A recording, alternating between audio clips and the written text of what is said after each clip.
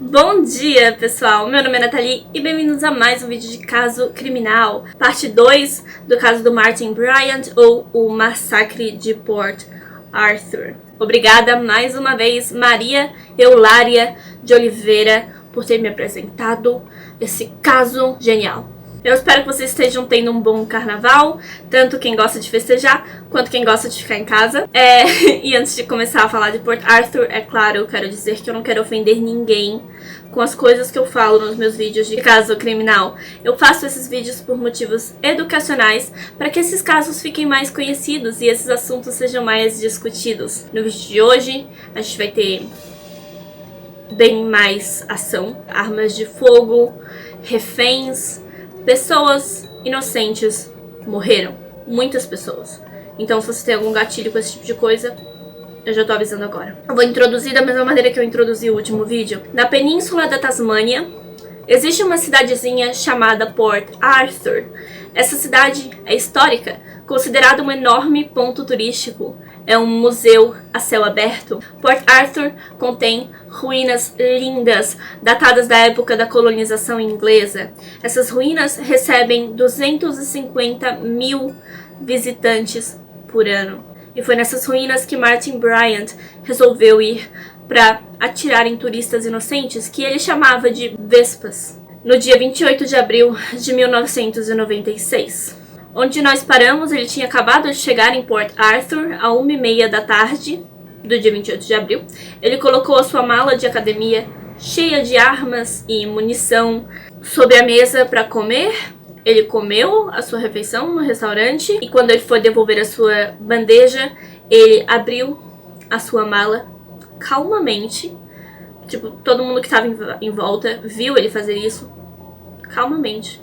Abriu, tirou um rifle semiautomático de dentro da mala e em 4 segundos ele atirou 5 vezes, matando logo ali, 4 segundos, ele matou 3 pessoas. Quem tinha reflexos rápidos o suficiente se escondeu embaixo da mesa ou se jogou no chão. Ele continuou a atirar, mirando em quem estava perto dele e depois em quem estava mais no fundo do restaurante. Era um restaurante bem grande, então primeiro ele mirou em quem estava perto e depois ele mirou em quem estava bem longe dele, tipo do outro lado do restaurante. Houve um homem bem corajoso, houveram algumas pessoas bem corajosas ou então loucas, ou talvez elas só estivessem em choque, foram até ele. Esse homem foi o primeiro, ele pediu que ele parasse. Ele simplesmente levantou as mãos e falou: "Cara, para, por favor, para." E esse homem foi morto na hora. Quem estava do lado de fora ouviu os tiros e algumas dessas pessoas pensaram que era uma reencenação da guerra. Outras pessoas acharam que eram fogos de artifício sendo testados. Ninguém imaginou que haveria um atirador no local, ninguém imaginou que isso fosse possível. Na Austrália, naquele lugar, era um lugar tão pacífico. Por que aquilo estaria acontecendo? Em alguns segundos, Martin já havia feito 9 vítimas. Pouquíssimas pessoas tiveram tempo de fugir depois que perceberam que eram tiros. Na loja de presentes, ao lado do restaurante, a entrada era pelo restaurante. Na verdade, tinha 2 entradas, né? A entrada pelo restaurante e a entrada por fora do prédio. Porém, a entrada por fora do prédio estava fechada, era uma porta de vidro que estava trancada. Essas pessoas, então, que estavam dentro da loja de presentes, elas tentaram se esconder atrás de prateleiras e balcões, ou tentavam abrir essa porta de vidro, mas elas não estavam conseguindo, era vidro blindado, provavelmente. Elas estavam presas. O Martin foi na direção da lojinha, ele atirou 2 vezes em um homem que sobreviveu, mas ele atirou 2 vezes em um homem antes de realmente entrar na lojinha. Quando ele entrou nessa lojinha, ele matou 2 empregados da loja que estavam tentando guiar as pessoas e proteger as pessoas, já que aquele era o trabalho deles, né? Eles estavam trabalhando na loja. Então eles tentaram controlar a situação. E depois ele atirou em um casal de clientes. E aí ele deu meia volta porque ele ouviu pessoas tentando fugir do restaurante. É claro, as pessoas aproveitaram que ele estava dentro da lojinha para tentar sair correndo. Esses sobreviventes, muitos resolveram fazer a coisa que é mais... O que é mais aconselhável fazer quando isso acontece? É se fingir de morto. Porque ele não vai atirar em pessoas que ele já acredita estar morto. Principalmente porque ele quer matar o número máximo de pessoas. Normalmente, esses atiradores, eles querem fazer o número máximo de vítimas. E muitas vezes eles não veem porque eles atiram muito rápido. Eles não veem as suas vítimas sendo atingidas. Então, se eles veem uma pessoa ensanguentada no chão, que não se mexe, eles aceitam que essa pessoa tá morta e eles não vão tentar atirar em você de novo. Então, se você se fingir de morto, você não vai ser mais atingido. Essas pessoas, algumas das pessoas que estavam no restaurante fizeram isso. Se jogaram no chão e ficaram lá. Mesmo que tivessem que esperar horas, elas ficaram lá. Outras pessoas perceberam que o Martin estava dentro da lojinha e tentaram sair correndo e fugir. O Martin ouviu, então ele saiu da lojinha de presentes e foi pegar essas pessoas. Em menos de 1 minuto, o Martin já havia matado 13 pessoas. Quando ele voltou ao restaurante, ele matou mais um homem antes de voltar para a lojinha, onde viu um grupo de 5 pessoas tentando abrir as portas.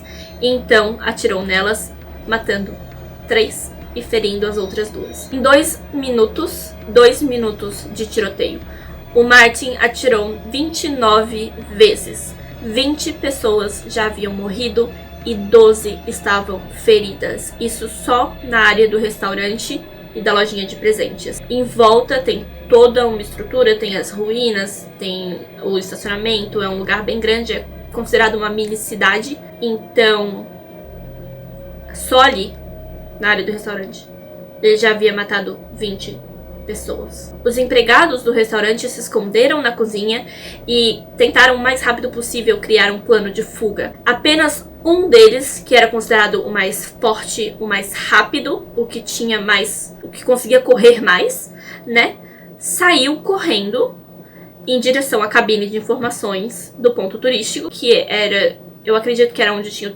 telefone mais potente, ou onde eles pudessem avisar todo o parque, talvez fosse ali, eu não sei, mas ele correu para a cabine de informações e todos os outros ou ficaram escondidos na cozinha. O Martin não entrou na cozinha, mas alguns deles saíram da cozinha para tentar avisar mais pessoas, mais empregados e mais turistas. Tinha um cara com uma arma atirando em todo mundo. Esse cara conseguiu, o cara mais rápido, né, ele conseguiu chegar na cabine de informações e a primeira ligação para emergência foi feita a 1h32 da tarde, ou seja, 2 minutos depois. A primeira ligação para emergência foi feita.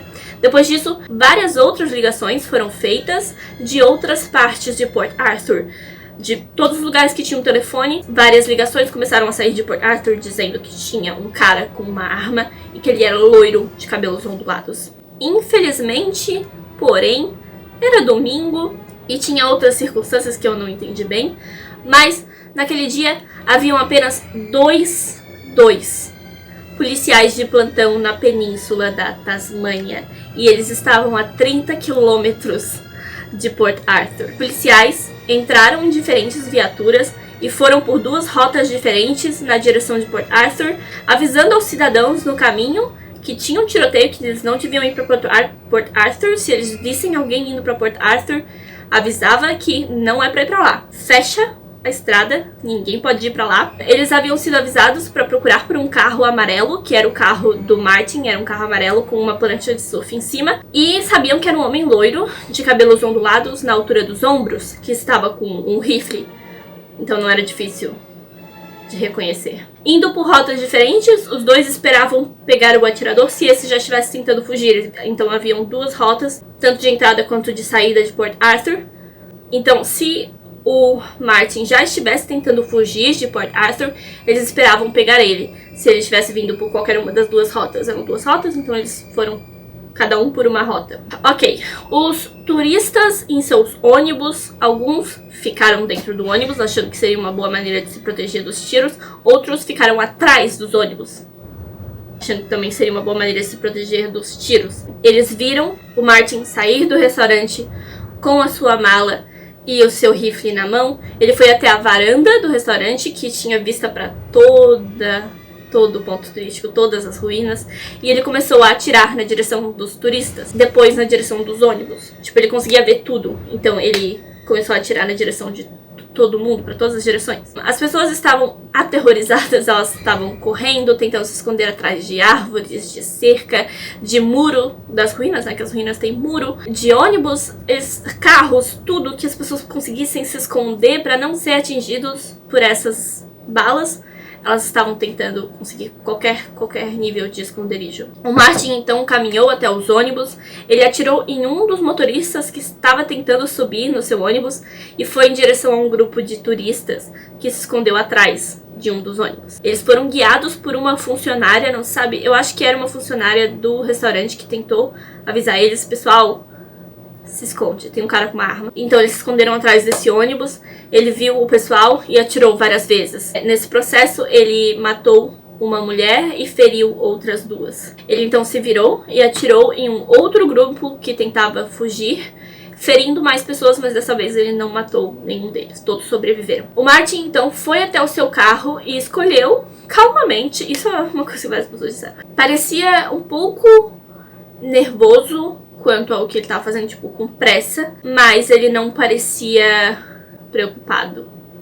Ele tava calmo, sabe? Tipo, ele não tava com medo, ele não tinha medo nenhum naquele momento. E ele tava fazendo as coisas quase que automaticamente, assim, tô fazendo isso. Ele escolheu outro rifle na mala, preparou a munição, mirou e atirou na direção das ruínas mais uma vez. Depois ele atirou mais um pouco na direção dos restaurantes. Então, ele fez uma pausa e sentou no carro, porque todo mundo achou que ele tinha terminado. Quando ele fez isso, o pessoal que tava escondido olhando, tava tipo, será que ele acabou? Será que ele terminou? Mas não. Ele levantou do carro e saiu ainda com o rifle nas mãos e foi em direção ao ônibus. Ele caminhou em direção ao ônibus, mas apontou a arma para as ruínas, continuou atirando nas ruínas. Ele viu então algumas pessoas se escondendo atrás de árvores e atirou nessas pessoas, mas errou. Mas essas pessoas, que eu não sei quantas eram, mas elas foram bem inteligentes, porque elas fizeram o que eu falei que você tem que fazer. Atirou em você, se joga no chão, você morreu. Mesmo que você não tenha se machucado, ele errou. Ele errou quando ele atirou essas pessoas. Ele não atingiu nenhuma delas, mas todas se jogaram no chão e ficaram lá. Então, morreu. É a coisa mais apropriada a se fazer. Ele não voltou mais para aquele lugar, porque ele acreditou que essas pessoas estivessem mortas. O Martin continuou caminhando até os ônibus. Ele viu uma das suas vítimas no chão, ainda pedindo por socorro. É claro que ela não percebeu que ele estava chegando, senão ela teria parado, provavelmente. Ou não, talvez ela estivesse em choque, só pedindo ajuda mesmo. Mas ele viu que ela havia sobrevivido, então ele atirou mais uma vez nela. E aí ela morreu. Ele então atirou nas janelas de dos ônibus, achando que tinha pessoas lá dentro, mas não, esse ônibus estava vazio. Ele então entrou em outro ônibus, onde haviam duas mulheres escondidas, e atirou nas duas. Uma delas morreu na hora, a outra sobreviveu. Ele então viu um homem ferido, que havia sido baleado, entrar num outro ônibus e o seguiu. Esse homem, ele entrou no ônibus, ele tentou se agachar na frente dos bancos e quando ele levantou a cabeça para olhar mais uma vez, o Martin estava lá, apontando a arma para ele. Mas quando ele viu o Martin, ele já se abaixou novamente, então a bala, se eu não me engano, pegou tipo no pescoço dele, por aqui assim. Tipo, ele viu o Martin, se abaixou e o tiro pegou tipo aqui assim. Por um breve momento, depois que foi atingido, ele achou que estivesse paralisado. Ele se jogou no chão e ele achou, meu Deus, é hoje. Mas aí um tempo passou e ele percebeu que não, que ele estava bem. Ele já tinha levado um tiro, eu não sei em que parte do corpo, mas aí ele levou outro tiro. Aqui, meio que de raspão, mas tipo, por aqui. E ele sobreviveu. E ele foi até o lugar onde a esposa dele estava. A esposa dele também tinha sido atingida, ele voltou lá. E ela morreu, infelizmente, ela faleceu, mas ele sobreviveu a 2 tiros em diferentes momentos. 24 mortos e 18 feridos. O Martin caminhou novamente até o seu carro, entrou e começou a buzinar para quem tentava fugir, porque, né, ele estava no estacionamento, o pessoal estava tentando entrar nos seus carros e fugir. E ele começou a atirar na direção desses carros que estavam tentando fugir. Enquanto buzinava, não sei como ele fez isso, mas ele fez. Ele dirigiu até o pedágio e já haviam muitas pessoas no pedágio avisando os turistas para que não entrassem. Eles estavam dizendo não deixa ninguém passar, mas é claro que demorou para o pessoal do pedágio entender que era para fechar o pedágio. Não deixa ninguém passar, não deixa ninguém entrar em Port Arthur, só deixa as pessoas saírem. mas já haviam pessoas que haviam entrado. Então eles tinham que deixar essas pessoas darem meia volta e irem embora. Tava dando muito problema, né? Porque já tinha gente tentando fugir, tentando sair de Port Arthur. E aí pessoas que tinham acabado de entrar, eles estavam avisando, não, dá meia volta e vai embora, porque tem um atirador no parque. Você tem que fechar o parque. Foi difícil, né? O pessoal tinha que manobrar. Uma pequena frustração ali. O pessoal conseguiu fugir de carro, outras pessoas estavam escondidas nas cabines do pedágio, ainda tentando ligar para a polícia, tentando pedir ambulância, porque eles sabiam que tinha pessoas que haviam levado tiros, né? Quando Martin apareceu de carro, algumas dessas pessoas que fugiram a pé pensaram que ele estivesse oferecendo ajuda. Uma mãe, uma mulher e suas 2 filhas estavam indo na direção do Martin. Quando ele estacionou o carro perto delas, alguém o reconheceu e gritou de longe, é ele, não entra no carro, é ele. E ela tentou fugir, mas não deu tempo. Infelizmente, o Martin saiu do carro e matou essa mulher e suas 2 filhas. Depois disso, ele continuou atirando em direção aleatória, tipo, atirando para qualquer lugar, porque tinha pessoas tentando fugir pra todo lado, todo mundo tava desesperado, só queriam sair logo de lá. Então quem conseguia fugir também tava pedindo socorro aos carros na estrada. O Martin tava atirando pra todo lado. Eu não consigo imaginar a confusão que não tava aquele pedágio. Os acidentes, eu imagino o pessoal tentando evitar acidentes enquanto também tava tentando fugir o mais rápido possível, sabe? O Martin então estacionou no posto do pedágio e atirou na mesma pessoa que havia cobrado a entrada dele quando ele chegou. Depois disso, ele atirou na janela de um dos carros que tentava fugir, atingindo o passageiro. O motorista desse carro, que era uma BMW, e isso vai ser importante, BMW, era uma mulher e ela saiu da BMW. Como eu disse, sempre tem uma pessoa corajosa, depende do seu ponto de vista. Ela saiu da BMW e caminhou até o Martin, pedindo que ele parasse. Ela morreu. Ele a matou. Ele então viu que havia mais 2 pessoas na BMW, ele atirou nelas, arrastou elas, mais o outro passageiro que ele já tinha ferido, porque ele atirou pela janela, arrastou essas pessoas para fora do carro, pegou tudo o que ele tinha no seu carro, ele pegou toda a munição, alguns galões de gasolina e algemas. Isso foi uma coisa que as testemunhas viram ele pegar, tipo, algemas e tirar do carro dele e botar na BMW. Aí ele entrou na BMW e saiu dirigindo a BMW. Ele gostou, ele queria um carro melhor. Então ele roubou a BMW. Na estrada ele viu um carro e atirou na direção desse carro. Ele estava atirando em todo mundo, ele atirou na direção do carro. O vidro atingiu o rosto do motorista, mas foi só isso. Ele conseguiu fugir. O Martin parou em frente a um outro carro e começou a gritar para que a passageira, que era mulher, era um casal, para que a passageira saísse, apontando a arma para ela. Ela estava em choque, totalmente assustada, e ela não se movia, ela não conseguia se mexer. O motorista saiu desse carro, desse mesmo carro, para tentar falar com o Martin. O Martin não estava nem aí, mas ele não atirou nesse cara. Ele obrigou esse cara, com a arma, claro, obrigou esse cara a deitar no porta-malas da BMW e fechou o porta-malas com o cara lá dentro. Depois disso ele caminhou até a mulher e a matou. Com o homem ainda deitado no seu porta-malas, o Martin continuou dirigindo. Ele atirou na direção de outros carros na estrada e depois ele foi até a tal pousada ou lanchonete, onde naquela manhã ele havia assassinado um casal de donos, os proprietários da pousada. Um casal que estava estacionando no local, achando que talvez estivesse aberto, mas não estava, viu o Martin sair do carro com o seu rifle. Eles acharam que ele estivesse caçando por ali, né?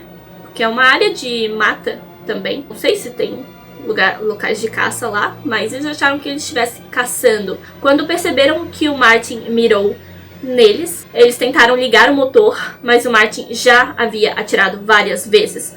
Por sorte, o carro continuava ligado, o freio de mão não estava puxado e eles estavam em uma descida. Então, mesmo os dois estando em choque, eles estavam sem reação, o carro desceu a montanha, eles estavam numa descida. Então o carro meio que saiu sozinho de onde o Martin estava. Quando eles perceberam que não estavam mais onde o Martin não estava mais atirando neles e o carro estava descendo sozinho, eles conseguiram o controle de novo do carro e saíram de lá. Nesse momento ali do Martin atirando nesse carro, outros 2 carros foram atingidos pelos tiros do rifle. Pessoas ficaram feridas, inclusive esse casal, que o carro desceu sozinho, mas ninguém morreu. O Martin, então, entrou na BMW e dirigiu até a casa dos proprietários da pousada. Um dos policiais, que, lembrem-se, haviam 2 policiais indo em direção a Port Arthur. Ele parou perto desses carros enquanto procurava pelo atirador, entrevistou as vítimas rapidamente. Ele disse que tinha ambulância vindo para ajudar o pessoal de Port Arthur e a ambulância também ajudaria eles com quaisquer ferimentos que eles tinham. E entrevistou essas pessoas e descobriu que o atirador estava naquela pousada, né? Então ele comunicou o parceiro pelo rádio que o atirador estava lá. E os 2 se encontraram, então, naquele ponto da estrada e foram até a pousada. Às 14 horas, quando o Martin tirou o seu refém do porta-malas e o levou até a casa, ele entrou com as chaves que ele roubou naquela manhã, depois de matar o casal. Ele algemou o seu refém a um corrimão e pegou o resto da sua munição no carro. Ele pegou tudo que estava dentro do carro e depois disso ele botou fogo na BMW. A fumaça alertou os policiais de que ele estava realmente lá, ou pelo menos que alguém estava botando fogo num carro no meio do mato, né? Um deles decidiu dirigir mais à frente e fechar as ruas que vinham naquela direção, e o outro parou no outro lugar para fechar a outra parte da estrada e não permitir que ninguém viesse até a pousada. O Martin percebeu os policiais observando o lugar e começou a atirar do segundo andar da casa. Um dos policiais também viu o Martin indo e vindo nos fundos da casa enquanto ele estacionava estrategicamente ali a viatura. E o outro policial, enquanto estacionava na outra parte da estrada, né, para cobrir a estrada, os 2 puderam ouvir quando a BMW explodiu na frente da pousada. Dentro da casa, o Martin recebeu uma ligação no telefone residencial da pousada. Um repórter local estava tentando telefonar para diferentes moradores e para o comércio local. Na verdade, acho que era uma mulher, era uma repórter. Ela estava telefonando para os estabelecimentos, dizendo para as pessoas tomarem cuidado que tinha uma atiradora solta, trancarem todas as suas portas, não permitissem que ninguém mais entrasse. E também tentando ter mais informações sobre o que estava acontecendo, se alguém sabia se a polícia já estava no local, esse tipo de coisa. O Martin atendeu o telefone, ele disse que o nome dele era Jamie, e ele continuou fazendo isso com todas as ligações que ele recebeu naquela casa. Ele continuou dizendo que seu nome era Jamie, mesmo quando a polícia ligava pra ele, ele estava dizendo que o nome dele era Jamie. A repórter perguntou se ele sabia o que estava acontecendo, e ele respondeu: muita diversão. Ele então disse que se ela ligasse pra ele novamente, ele ia matar os seus reféns. Sim, ele usou o plural. Isso é importante.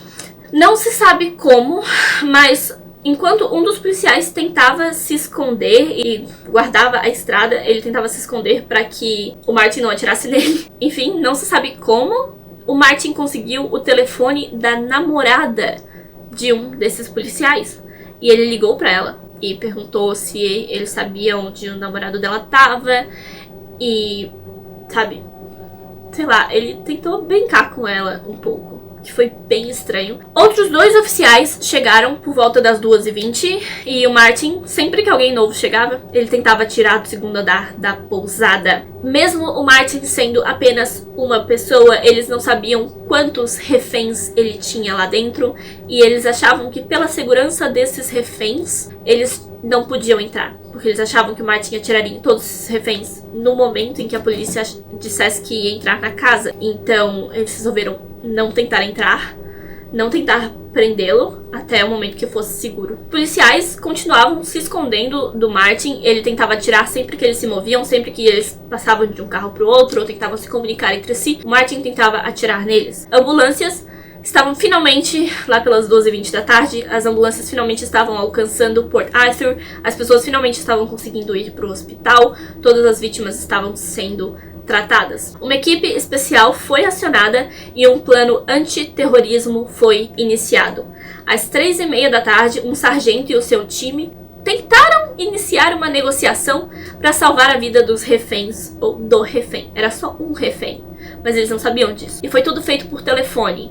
E o Martin, como eu disse, ainda estava dizendo que o nome dele era Jamie. Das 3h30 até as 9h30 da noite, eles tentaram criar um acordo ali com o Martin. Houveram várias conversas entre o negociador e o Martin. Eles perguntaram o que ele queria em troca do refém, se estavam todos vivos. O Martin dizia que os reféns eram no plural e que estava tudo bem. Ele disse que tinha feito jantar para eles e chá, e chamou a situação de Hawaiian Holiday.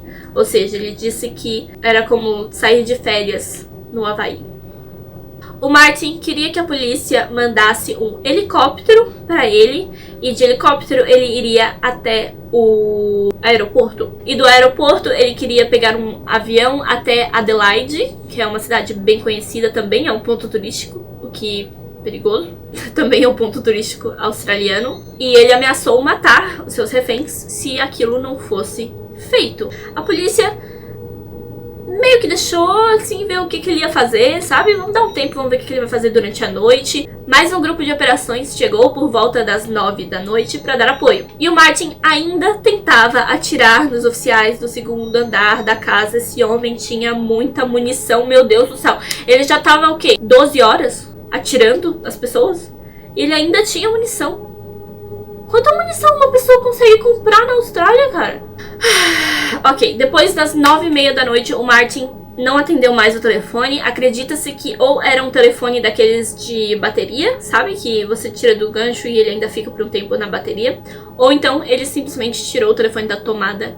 Alguma coisa ele fez que eu não tinha mais como telefonar pra casa. Às 8 da manhã, no dia 29 de abril de 1996, Martin iniciou um incêndio no segundo andar da casa. 30 minutos depois, ele saiu da casa e as suas roupas estavam em chamas. Os policiais o imobilizaram e apagaram o fogo. 3 corpos foram encontrados dentro da casa e todos já estavam mortos há um bom tempo. Os 3 corpos então são do casal que ele matou no início do dia e do refém. Mas mesmo quando ele estava tentando negociar o helicóptero e tal, todos os 3 já estavam mortos. Inclusive o homem que foi algemado ao corrimão, todos já estavam mortos. No total, Martin feriu 23 pessoas e assassinou 35 pessoas naquele fim de semana. Com queimaduras pelo corpo todo, o Martin foi levado ao Royal Hobart Hospital, onde muitas das suas vítimas, os sobreviventes do ataque que ele tinha feito, estavam lá. A maioria delas, porque era o mais próximo de Port Arthur, era o hospital mais próximo. Ele teve que ficar em um quarto monitorado. Os oficiais tinham medo de que ele aprontasse algo, mas também tinham medo de que o público viesse tentar justiça com as próprias mãos. Então, precisava ser vigiado o tempo todo, para que nenhuma das duas coisas acontecesse. Os oficiais que cuidaram dele, que tiveram que ficar de olho nele, disseram que ele ameaçava as enfermeiras e os médicos, e às vezes ele fingia estar dormindo para brincar com os policiais, esse tipo de coisa. Ele brincava com as pessoas, não era isso que ele fazia. Mais de 700 repórteres apareceram na cidade naquela semana. No dia 4 de julho de 1996, já praticamente curado dos seus ferimentos, o Martin foi entrevistado pelos policiais. Ele admitiu que tinha um rifle semiautomático e que fez um homem como refém, mas ele negou ter atirado nas pessoas em Port Arthur. Ele disse que não estava em Port Arthur quando tudo aconteceu. As testemunhas, é claro, o identificaram. Muitas tinham um ataque de pânico só de olhar para ele. Então eu acho que os policiais perceberam que não, é ele. A pessoa olha para ele e tá aterrorizada, eu acho que é ele. Houveram então, é claro, psiquiatras e psicólogos que o analisaram depois do incidente. Tá, o que aconteceu? Houveram várias pessoas que tiveram opiniões diferentes sobre o Martin. Houveram opiniões diferentes. Alguns disseram que ele tinha síndrome de Asperger, ou seja, autismo e hiperatividade. Outras pessoas determinaram esquizofrenia e distúrbios antissociais, mas infelizmente vários profissionais eles não concordavam entre si. Mas o importante para o juiz era se ele era insano ou não, se ele tinha consciência do que ele tinha feito ou não. E a resposta é sim. Foi determinado que ele não poderia alegar insanidade, porque o ataque havia sido perfeitamente planejado. Ele comprou a bolsa de ginástica pensando nisso. Ele comprou toda a munição, nossa, muita munição, quilos de munição, pensando nisso. Ele acordou às 6 da manhã, tomou café, ele estava pronto, ele botou o despertador no dia anterior, ele sabia o que ele estava fazendo, ele planejou tudo, ele planejou tudo. Então, não tem como alegar insanidade nesse nível. Foi organizado, então não dá, não tem como. No dia 6 de novembro de 1996, seu julgamento começou. Ele se declarou inocente, mas acabou sendo convencido a se declarar culpado. Ele foi sentenciado a 35 prisões perpétuas com a adição de 1.035 anos de prisão. Ele foi o primeiro assassino australiano a ter uma sentença tão longa e sem a possibilidade de liberdade condicional. Por causa desse caso, as regras do porte de armas na Austrália se tornaram bem mais rigorosas. Cansei. Meu Deus. É isso, pessoal. Esse é o caso desse feriado de carnaval. Eu espero que vocês estejam tendo um bom feriado. Se beber, não dirijam, por favor, se cuidem, se hidratem, usem camisinha, ok? Vamos se cuidar desse feriado. Obrigada por assistir, muito obrigado de verdade se você assistiu até aqui. Muito obrigado pelo seu like, pelo seu comentário, muito obrigado se você se inscreveu no meu canal. As minhas redes sociais estão na descrição e eu vejo vocês no próximo vídeo. Tchau!